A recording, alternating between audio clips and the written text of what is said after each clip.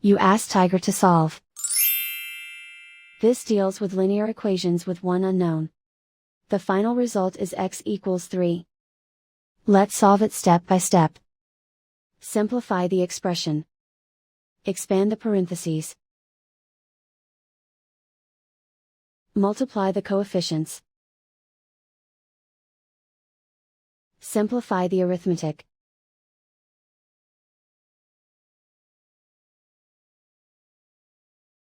Group all constants on the right side of the equation. Add 20 to both sides. Simplify the arithmetic.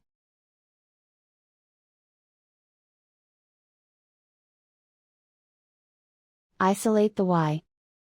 Divide both sides by 12. Simplify the fraction. Find the greatest common factor of the numerator and denominator. Factor out and cancel the greatest common factor.